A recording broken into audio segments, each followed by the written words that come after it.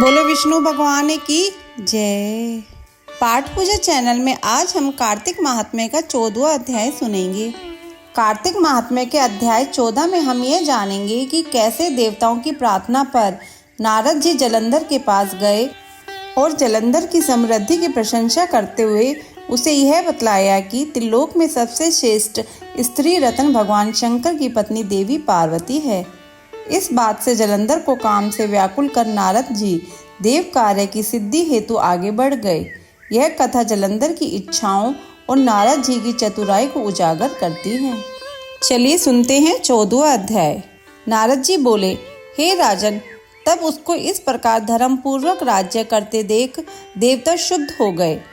उन्होंने देवादिदेव भगवान शंकर का मन में स्मरण करना आरंभ कर दिया। कितने ही प्रकार से स्तुति की। तब भक्तों की कामना पूर्ण करने वाले भगवान शंकर ने नारद जी को बुलाकर देव कार्य करने की इच्छा से उनको देवपुरी भेजा। शंकर भक्त नारद भगवान शंकर की आज्ञा से देवपुरी में गए। इंद्र आदि सभी देवता व्याकुल होकर शीघ्रता से उठकर श्री नारद जी की स्तुति करने लगे। उत्कंठा भरी दृष्टि से सबने नारद जी की ओर देखा। अपने सब दुखों को कहकर उन्हें नाश करने की प्रार्थना की। नारद जी ने कहा, मैं सब कुछ जानता हूँ, इसके लिए अब मैं दैत्यराज जलंधर के पास जा रहा हूँ।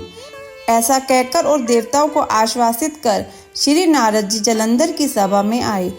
जलंधर ने श्री नारद जी के चरणों की पूजा करके हंसते हुए कहा, हे ब्राह्मण, कहिए आप कहाँ से आ रहे हैं और कहाँ पर आपने क्या क्या देखा है, यहाँ कैसे आए हैं? मेरे योग्य जो सेवा हो उसके लिए आज्ञा कीजिए। जलंधर के इस प्रकार के वचन सुनकर श्री नारद जी प्रसन्न होकर बोले, हे दानवराज महाबुद्धिमान जलंधर, तुम धन्य हो, क्योंकि इस समय सब रत्नों के भोक्ता एक तुम ही हो। हे दैत्य श्रेष्ठ, अब आप मेरे आगमन का कारण सुनिए कि जिसके लिए मैं आज यहाँ आया हूँ। हे दैत्यराज, मैं स्वेच्छा से कैलाश पर्वत गया था, जहाँ 10,000 योजनों में कल्प वृक्ष का वन है। वहाँ पर मैंने सैकड़ों कामधेनुओं को विचरते हुए देखा तथा ये देखा कि वह वन चिंतामणि से प्रकाशित परम दिव्य, अद्भुत और सब स्वर्णमय है। मैंने वहाँ पार्वती के साथ स्थित शंकर को भी देखा, जो स्वर्ण सुंदर गौरवन, त्रिनेत्र और मस्तक पर चंद्रमा धारण किए हुए है। यह देखकर मुझे बड़ा आश्चर्य हुआ कि इनके समान समृद्धिशाली त्रिलोकी में कोई है या नहीं।